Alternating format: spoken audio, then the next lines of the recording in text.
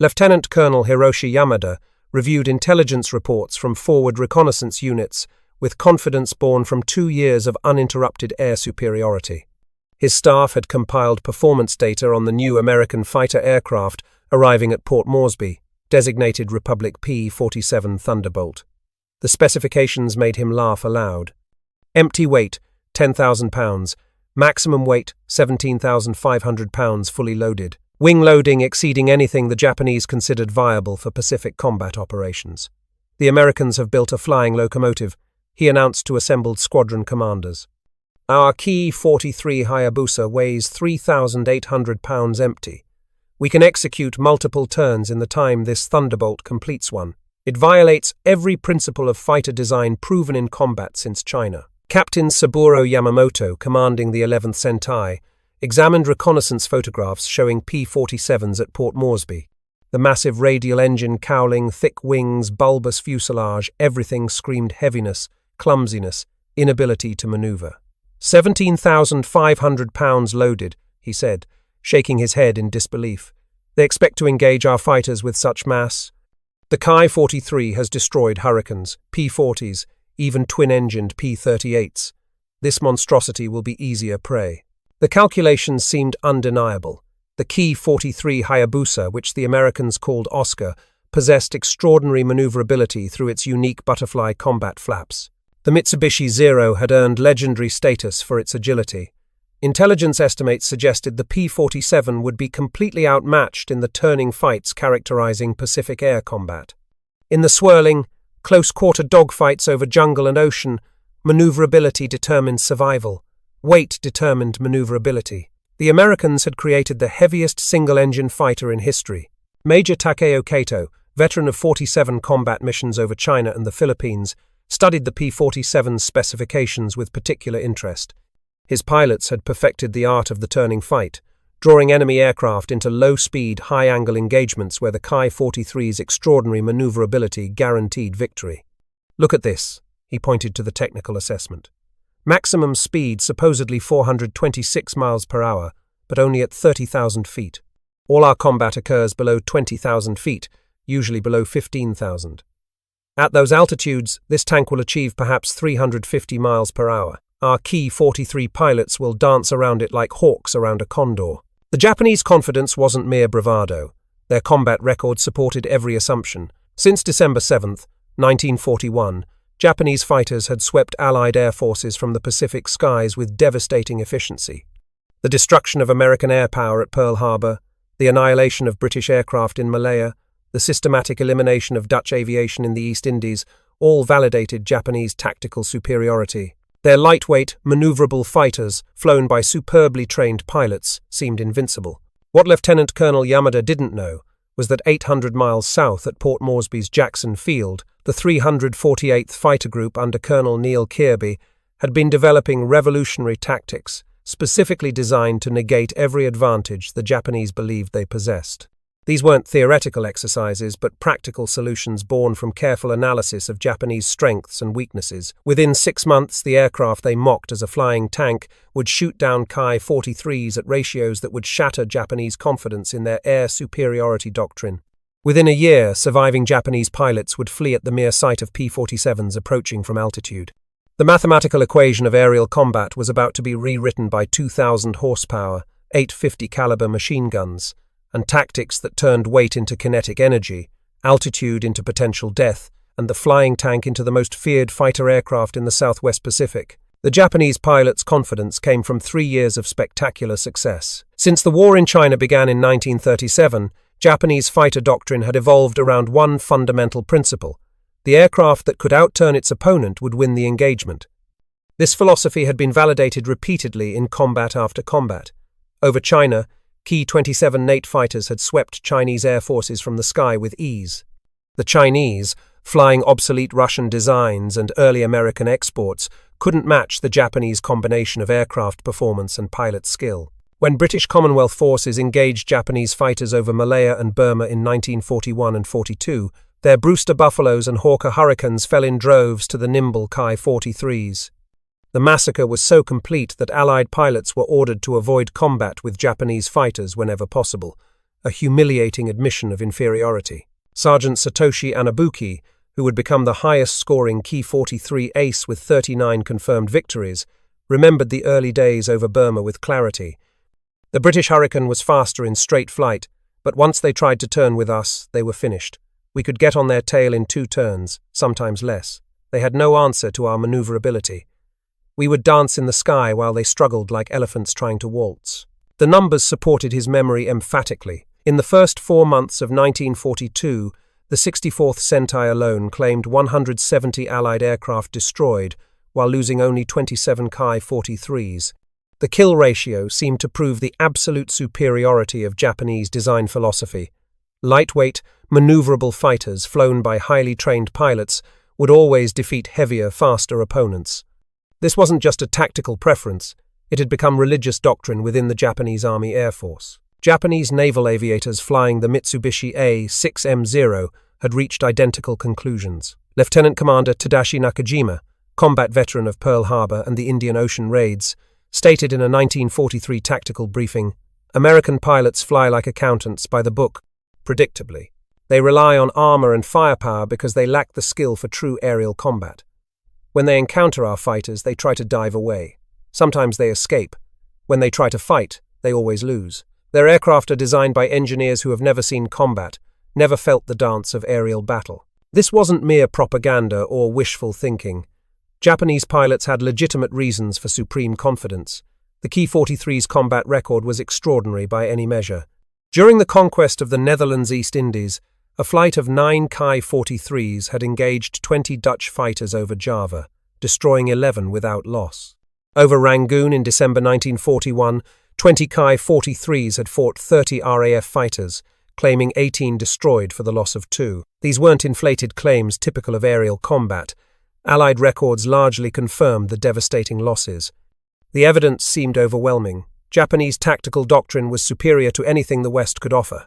The Ki-43 achieved its remarkable maneuverability through obsessive weight reduction and innovative design. Empty weight of just 3,803 pounds came from using the thinnest possible aluminum skin, eliminating armor protection, foregoing self-sealing fuel tanks, and mounting minimal armament of 2 7.7mm machine guns, later upgraded to 1 7.7mm and 1 12.7mm. Every component was scrutinized for weight savings. Even the pilot's seat was made of woven bamboo rather than metal. The butterfly combat flaps, unique to the Ki-43, could be deployed at speed to dramatically reduce the turning radius, allowing the fighter to reverse direction almost impossibly quickly. These flaps gave the Ki-43 a turning advantage over every Allied fighter in service.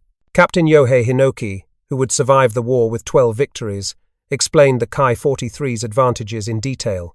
"We could hang on our propellers, nearly motionless, and still maintain control. American fighters would stall and spin if they tried to match us. At low speed, we were invincible. The key was to force the combat into our realm, below 200 miles per hour, where weight became a liability, not an advantage. We called it dancing in the air. The Americans couldn't dance. The Japanese pilots had studied American aircraft extensively, analyzing captured examples and interrogating prisoners. The Curtiss P-40, workhorse of the Allied Air Forces in 1942, weighed 6,000 pounds empty and couldn't match the Ki-43's climb rate or turning ability. The Bell P-39 Airacobra, with its unconventional mid-mounted engine placement, had proven so inadequate that American pilots called it the Iron Dog, more dangerous to its pilots than to the enemy. Even the Lockheed P-38 Lightning, with its twin engines and impressive firepower, had fallen regularly to Ki-43s over New Guinea in 1942. The P-38's size and complexity made it vulnerable in the close-quarter combat that Japanese pilots excelled at initiating. Intelligence Officer Major Hiroshi Onishi compiled combat reports showing that from December 1941 to June 1943, Ki-43 units claimed 550 Allied aircraft destroyed in the Pacific Theater while losing approximately 130 of their own. Even accounting for typical overclaiming in aerial combat, the ratio strongly favored the Japanese approach to fighter design. The evidence seemed conclusive. Lightweight, maneuverable fighters would always defeat heavier opponents in the Pacific Theater. But the P-47 Thunderbolt represented something entirely different, something the Japanese military establishment had not encountered and could not initially comprehend. industrial warfare applied to fighter aviation with ruthless efficiency. Where Japanese designers had pursued perfection through minimalism, Republic Aviation's Alexander Kartveli had pursued dominance through excess. The P-47's Pratt & Whitney R2800 double Wasp engine produced 2,000 horsepower, later versions 2,300 with water injection, more than double the Ki-43's 980 horsepower Nakajima Ha-25 engine. This massive power plant required an equally massive airframe, resulting in dimensions that dwarfed every other single-engine fighter of the war. The development of the P-47 represented American industrial philosophy perfectly. When the Army Air Corps issued specifications for a new fighter in 1940, Republic Aviation didn't try to build the lightest or most maneuverable aircraft.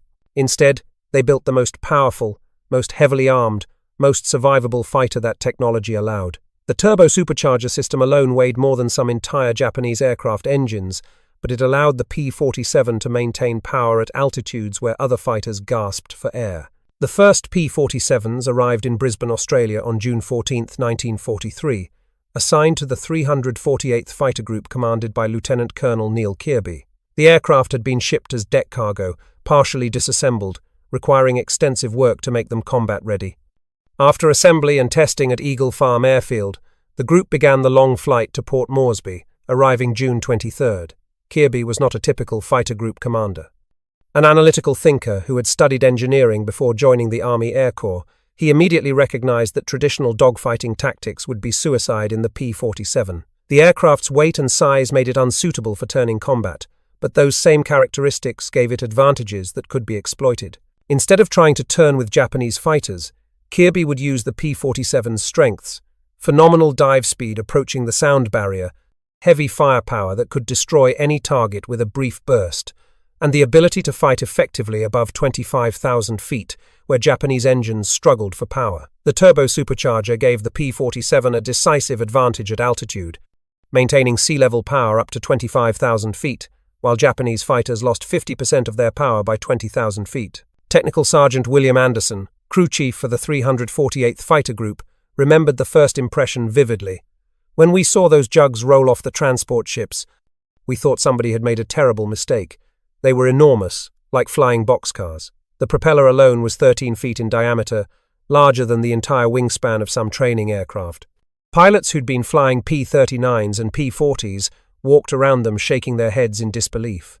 How the hell were we supposed to fight Zeros with something that looked like a flying barn? Some pilots requested transfers immediately. But Kearby had a vision that would revolutionize air combat in the Pacific. He instituted a rigorous training program that broke every rule of conventional fighter tactics.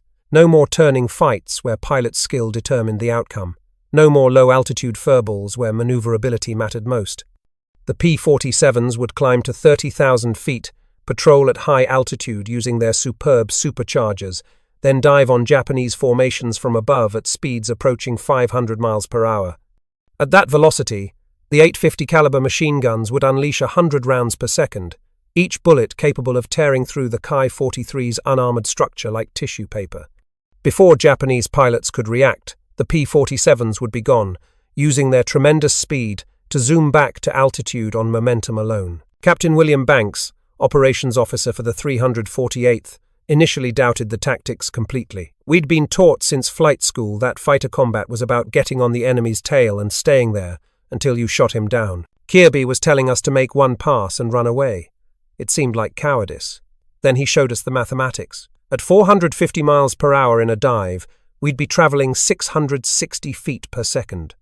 A Ki-43 might have a tighter turning circle, but by the time they started their turn, we'd already be through their formation and climbing back to altitude. They literally couldn't react fast enough to our attacks. The training was intense and revolutionary. Pilots practiced high-altitude formation flying, learning to maintain cohesion in the thin air where controls became mushy and engines struggled. They practiced diving attacks, learning to judge the precise moment to open fire for maximum effect while maintaining enough speed to escape. They practiced zoom climbs, converting speed back into altitude efficiently. Most importantly, they practiced discipline, resisting the temptation to engage in turning fights where the P-47's weight became a fatal disadvantage. The first major air combat test came August 16, 1943, when two squadrons from the 348th encountered Japanese fighters over Tsili Tsili airstrip. Following Kearby's tactics precisely, the P-47s climbed to 28,000 feet, while Japanese fighters patrolled at 15,000 feet, unaware of the threat above. The Americans positioned themselves up-sun, making visual detection nearly impossible, then rolled into near-vertical dives. The first indication Japanese pilots had of attack was when their wingmen exploded. Flight Lieutenant Hiroshi Yamamoto, flying a Ki-43 with the 68th Sentai, survived the encounter and later reported, "We were flying standard patrol pattern when Suzuki's aircraft simply disintegrated. No warning, no visual contact with enemy, just sudden destruction. Before we could react, 2 more aircraft exploded. We scattered, looking desperately for the enemy, but they were already gone, climbing back to altitude at impossible speed. We could only watch as they disappeared into the Sunday." 3 enemy aircraft were destroyed without loss to the P-47s, validating Kearby's revolutionary tactics. The engagement lasted less than 30 seconds from first dive to last climb, but its impact would resonate throughout the Japanese Army Air Force. For the first time, Ki-43 pilots had been helpless, unable to bring their superior maneuverability to bear. The real test came September 4, 1943, when Kearby personally led a mission that would demonstrate the P-47's devastating potential. Taking off from Port Moresby with 3 wingmen, Kearby climbed to 31,000 feet, pushing the Ki-43's operational ceiling. Below them, scattered across different altitudes, were Japanese aircraft returning from a mission. Kearby studied the formation carefully, calculating angles, speeds, and escape routes with the precision of an engineer. Then he waggled his wings, the signal to attack. The 4 P-47s rolled inverted and pulled through into 70-degree dives. Within seconds, they were passing 400 miles per hour. At 450 miles per hour, Kearby opened fire on a Ki-43 from 1,000 yards, walking his rounds into the target as he closed. The Japanese fighter didn't just catch fire or lose control. It disintegrated under the concentrated impact of 50-caliber rounds, major components separating in mid-air. Kearby's momentum carried him through the Japanese formation before anyone could react. He pulled up hard, trading speed for altitude, and found himself above the melee again within 20 seconds. Lieutenant Masahiro Ikeda, flying top cover in a Ki-43, witnessed the attack. The enemy came from nowhere, falling like meteors. Tanaka's aircraft exploded before he could call out. The sound of their guns was terrifying, like thunder. By the time I turned to engage, they were already climbing away, beyond our reach. We were helpless. On October 11, 1943, the 348th Fighter Group executed the mission that would earn Neel Kearby the Medal of Honor and definitively established the P-47's dominance over New Guinea. Leading 4 P-47s on a fighter sweep over Wewak, Kearby encountered a massive Japanese formation, 12 bombers escorted by 36 fighters, primarily Ki-43s, with some newer Ki-61 Tony fighters mixed in. Traditional fighter doctrine would have called for avoiding such overwhelming odds. Kearby attacked without hesitation. Climbing to 33,000 feet, the 4 P-47s positioned themselves perfectly for a diving attack. The Japanese formation, flying at 18,000 feet, had no idea death was falling from above. Kearby selected a Ki-61 fighter on the formation's edge and began his dive. Accelerating through 475 miles per hour, approaching the aircraft's maximum safe diving speed, he opened fire at 800 yards. The Japanese fighter literally came apart in mid-air, major components separating under the impact of concentrated 50-caliber fire. Kearby's momentum carried him completely through the Japanese formation. Using his tremendous speed, he zoom-climbed back to 25,000 feet and immediately rolled into another attack. This time he targeted a Ki-43 that was attempting to climb toward him. The lightweight Japanese fighter, struggling to gain altitude, was perfectly positioned in Kearby's gun sight.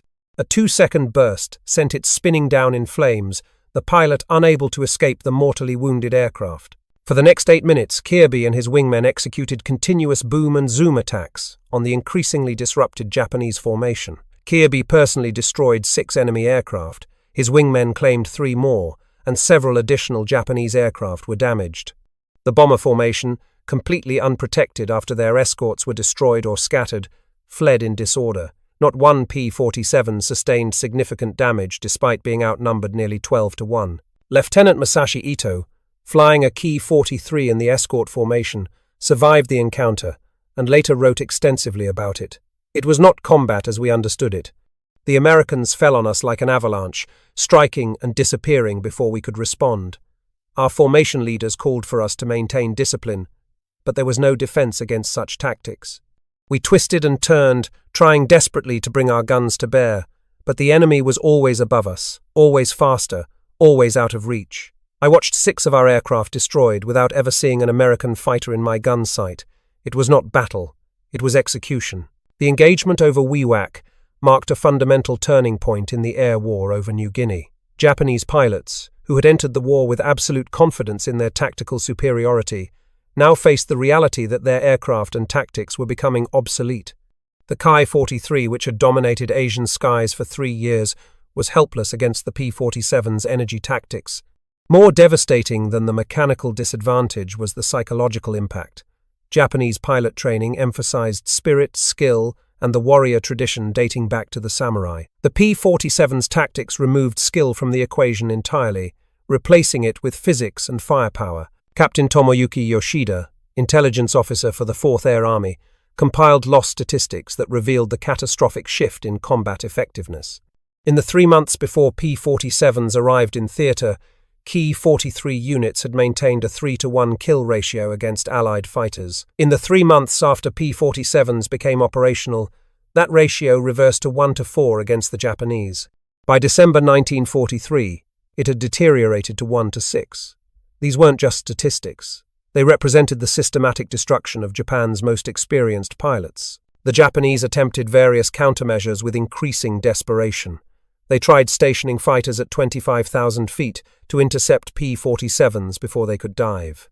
But the Ki-43's poor high-altitude performance meant they were sitting ducks for P-47s that could fight effectively at 35,000 feet. They tried concentrated defensive formations, but the P-47's 8-gun armament could scatter such formations with a single pass.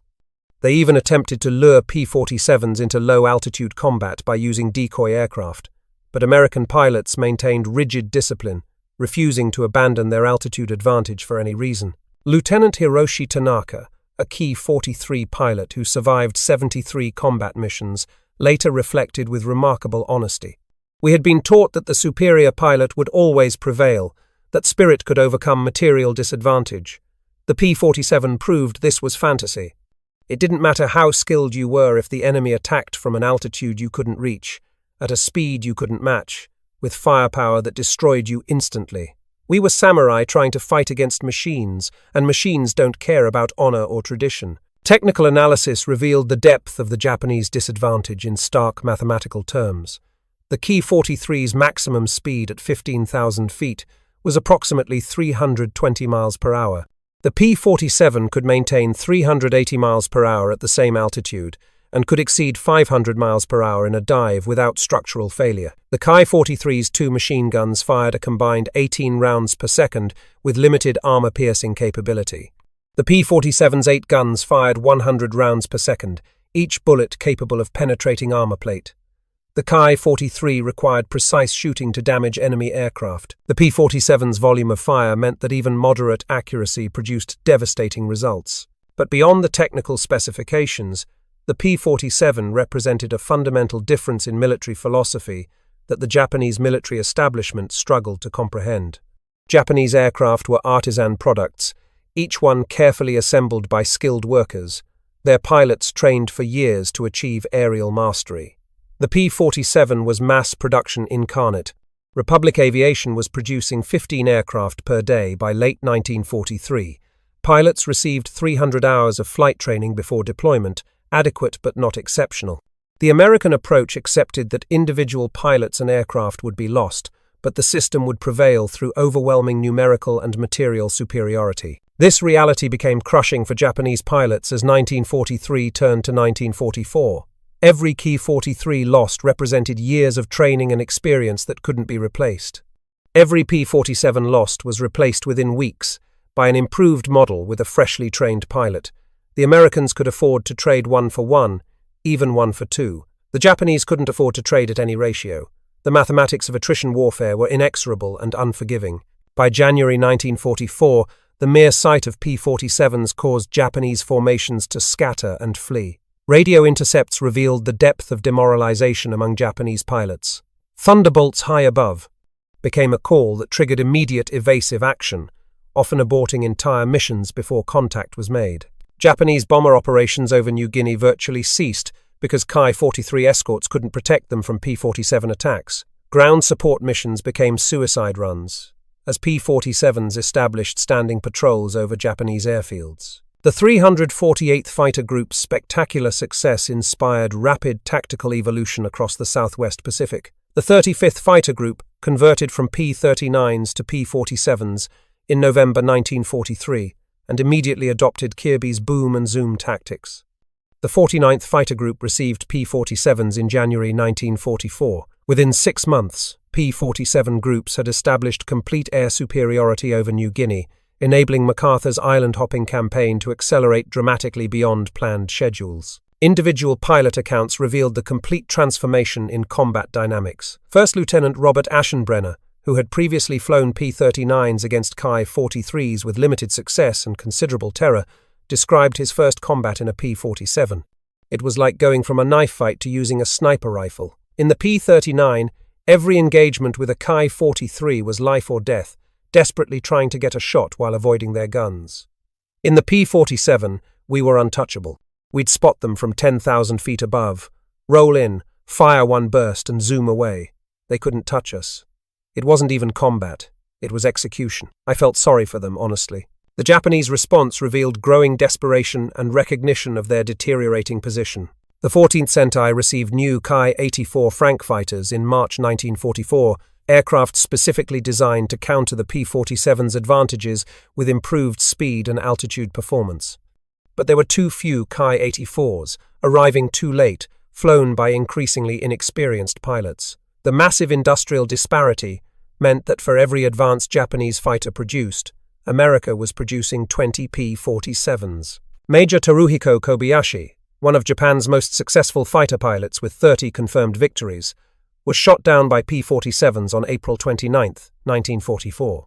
Rescued after parachuting into the jungle and returned to duty, he reported with remarkable candor, "The enemy we face now is not the one we defeated in 1942. They have learned to use their material advantages while systematically denying us the close combat where our skills matter." The P-47 is not just an aircraft. It is a weapons system designed to destroy us at ranges where we cannot respond. We have no effective counter. It is like fighting men armed with rifles while we carry swords. The mathematics of aerial combat had indeed changed fundamentally, but not in the way Japanese pilots had expected. Where they had calculated turning radius and rate of climb as determining factors, the P-47 pilots calculated energy management and firepower density. Where Japanese pilots sought the perfect deflection shot with limited ammunition, P-47 pilots saturated target areas with overwhelming firepower. Where Japanese doctrine emphasized individual warrior spirit and personal honor, American doctrine emphasized systematic efficiency through superior technology and tactics. By mid-1944, the transformation was complete and irreversible. The Ki-43 units that had swept Allied air forces from Asian skies in 1942 were reduced to hit-and-run tactics, avoiding combat whenever possible. Some Japanese units were recording 50% aircraft losses per month, unsustainable attrition that couldn't be replaced. Meanwhile, P-47 groups were expanding, with new aircraft arriving weekly, each one incrementally improved based on combat experience. The P-47D models arriving in mid-1944 featured bubble canopies for improved visibility, paddle blade propellers for better climb performance, and increased ammunition capacity. The P-47's success extended far beyond direct combat statistics. The aircraft's ability to carry 2,500 pounds of bombs made it a devastating ground attack platform. Japanese supply lines, previously protected by fighter cover and distance, became death traps. P-47s would sweep ahead of advancing American ground forces, destroying Japanese artillery positions, supply dumps, and vehicle convoys with impunity. The psychological impact on Japanese ground forces was severe. The distinctive sound of P-47 engines triggered immediate dispersal to avoid strafing runs. Captain Kazuo Sato, staff officer with the 18th Army, described the impact in his post-war memoir. The Thunderbolts made daylight movement impossible. We had to move supplies at night, in small groups, constantly watching the sky.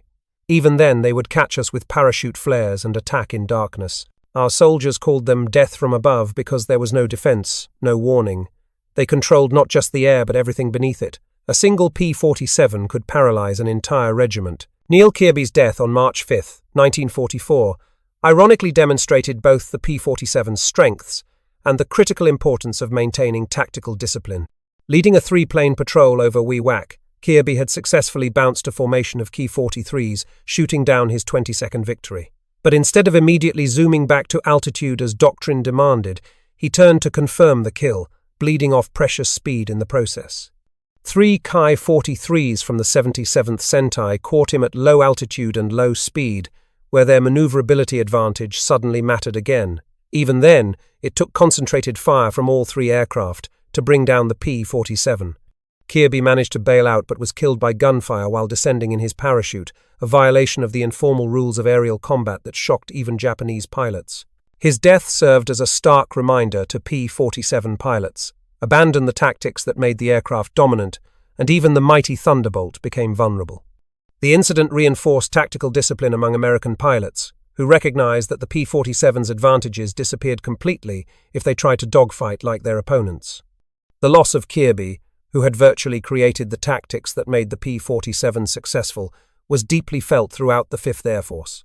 Major Tommy Maguire, who would become the second highest-scoring American ace with 38 victories, transitioned from P-38s to P-47s in late 1944. He initially resisted, preferring the Lightning's twin-engine reliability. After his first combat mission in a P-47, he changed his mind completely. The Jug is like flying a battleship. You don't dance with it, you hammer with it. The Zeros and Oscars can't touch you if you maintain discipline. The moment you try to turn with them, you're dead. But if you keep your speed up and your altitude advantage, you're invincible. It's not about flying skill, it's about tactical discipline. The psychological transformation among Japanese pilots was complete by early 1945. Veterans who had entered the war as hunters now thought only of survival. New pilots, rushed through abbreviated training programs with as little as 50 hours of flight time, were often shot down on their first missions.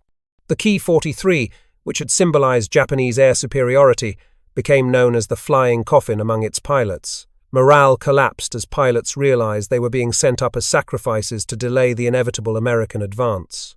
Lieutenant Commander Kenji Ozawa, transferred from Navy Zeros to Army Ki-43s due to pilot shortages, described the hopelessness. Flying against P-47s was not combat, it was survival. Our tactics consisted entirely of avoiding them. If we saw them above us, we fled. If they dove on us, we scattered and prayed. The few times we tried to fight back, we were slaughtered. The aircraft we had called inferior had become our executioner. The P-47's impact extended beyond its combat record to influence the entire strategic situation in the Pacific. The aircraft proved that American industrial methods could produce weapon systems that overwhelmed traditional military virtues. Courage, skill, and determination meant little against overwhelming firepower, superior altitude performance, and tactics that negated enemy advantages. The P-47 was not just defeating Japanese aircraft, it was defeating Japanese military philosophy that had dominated Asian warfare for decades. This transformation was reflected in pilot training programs on both sides. Japanese training in 1941 emphasized aerobatics, formation flying, and marksmanship. Individual pilots spent years perfecting their skills, becoming artists of aerial combat. By 1944, American training emphasized energy management, tactical discipline, and systems operation. Pilots needed only to be competent because the P-47's advantages and proven tactics would ensure victory. The aircraft and its doctrine, not individual brilliance, would win the war. The final insult to Japanese fighter doctrine came with the P-47N, introduced in early 1945. This variant, specifically designed for long-range operations in the Pacific, could fly 2,000-mile missions with external tanks. Japanese homeland defense fighters, expecting to engage B-29 bombers, found themselves facing P-47N escorts that could fight effectively at 35,000 feet, altitudes where even the best Japanese fighters struggled to operate. The Ki-43s and other older fighters assigned to homeland defense were completely helpless against these high-altitude intruders. On April 7, 1945, P-47 newts from the 318th Fighter Group intercepted Japanese aircraft attempting to support the battleship Yamato's suicide mission to Okinawa.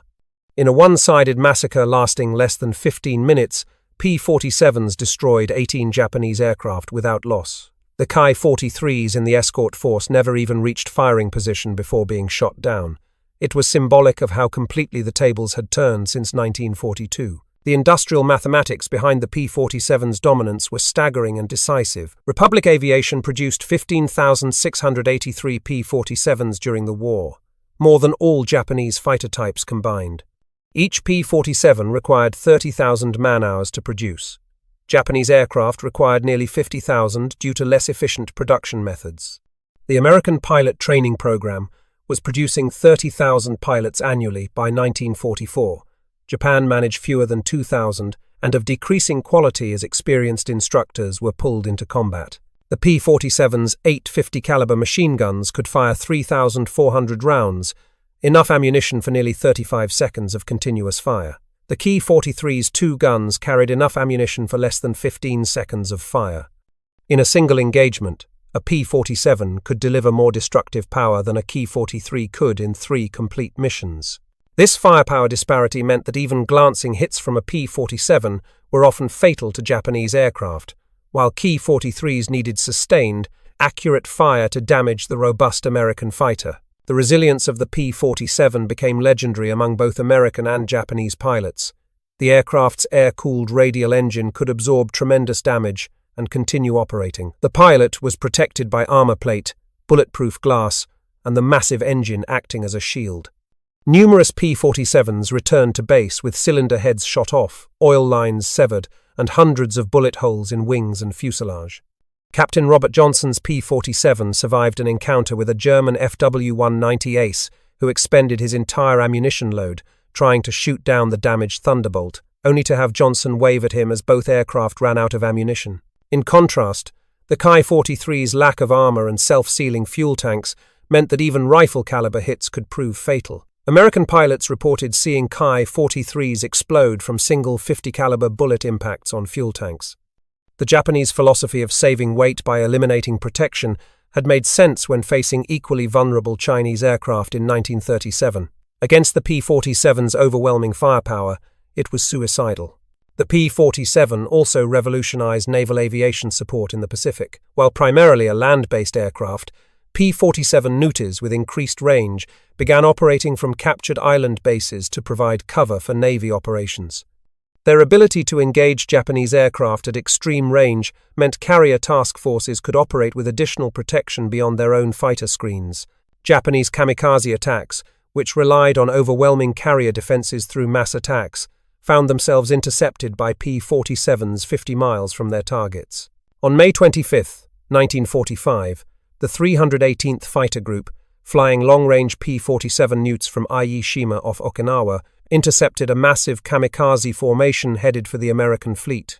In what became known as one of the most one-sided air battles of the Pacific War, P-47s destroyed 34 Japanese aircraft in less than 20 minutes without losing a single fighter. Most of the Japanese pilots never even saw the American fleet they were supposed to attack.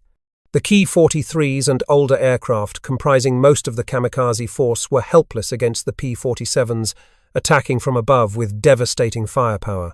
Lieutenant Yoshio Fukui, one of the few surviving Ki-43 pilots from the Philippines campaign, was reassigned to Homeland Defense in 1945. He later wrote with remarkable honesty, "When I first flew the Ki-43 in 1941, we were invincible. By 1945, flying the same aircraft felt like a death sentence. The Americans had evolved while we had stagnated. The P-47, which we had mocked as a flying tank, had become our nightmare. It could appear at any altitude, any time, and destroy us before we knew it was there." Statistical analysis by the United States Strategic Bombing Survey revealed the totality of Japanese defeat in fighter combat. By war's end, Japan had lost approximately 38,000 aircraft of all types, with 60% destroyed in aerial combat. The majority of these losses came in the war's final 2 years, when P-47s and other advanced American fighters achieved overwhelming superiority.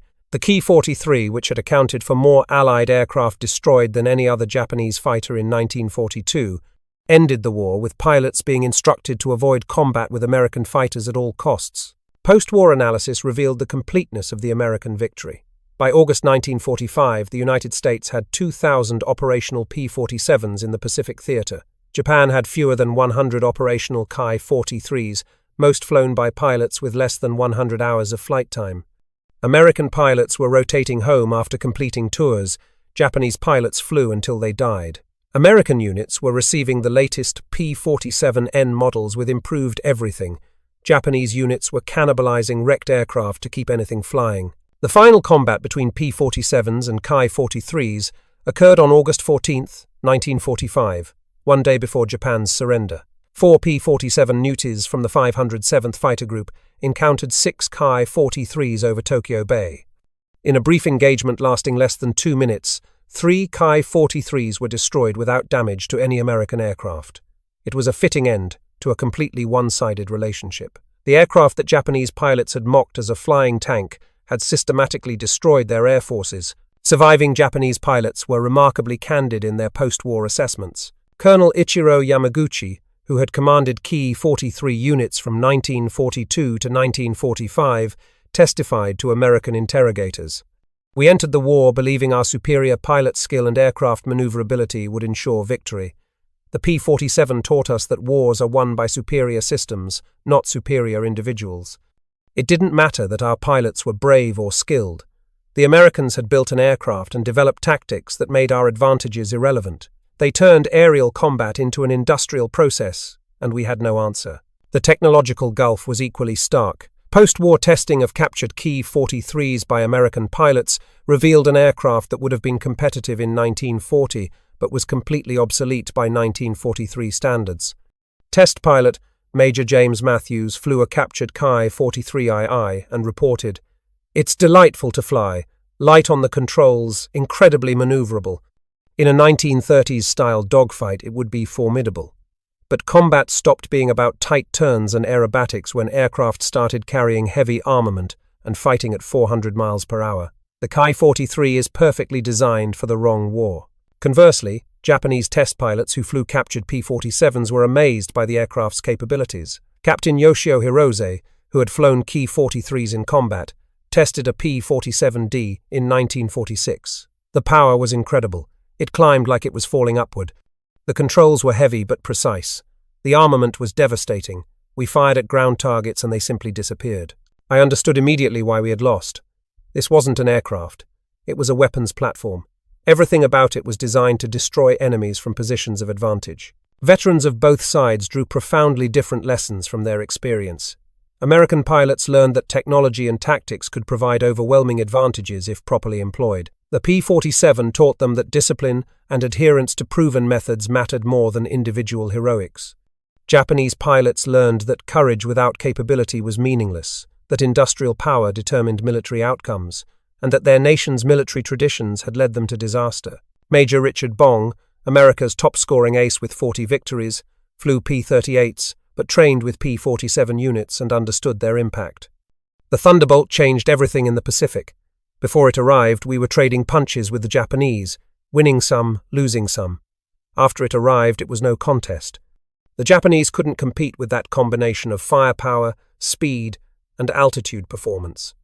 Guys who couldn't have survived in P-40s became aces in P-47s. It wasn't about pilot skill anymore. It was about having the better system. Lieutenant Takeshi Maeda, who flew Ki-43s from 1942 to 1945 and survived with 4 victories, reflected decades later. "We started the war as samurai of the sky. We ended it as targets. The P-47 was everything we were not. Heavy, powerful, brutally effective. It represented American thinking perfectly. Why turn with an enemy when you can destroy him from where he cannot reach? Why rely on pilot skill when you can rely on overwhelming firepower? They fought with their heads. We fought with our hearts. Hearts lose to mathematics." General George Kenney, commander of Allied air forces in the Southwest Pacific, provided the epitaph for Japanese fighter aviation. "The Japanese built beautiful aircraft like the Ki-43, perfectly suited for the war they wanted to fight. We built the P-47, perfectly suited for the war that actually happened. They wanted aerial duels between warriors. We gave them industrial annihilation. The P-47 didn't just defeat Japanese aircraft, it defeated Japanese thinking about air warfare. The last flying Ki-43 in Japanese service was destroyed on the ground by naval gunfire on August 18, 1945, 3 days after Japan's surrender.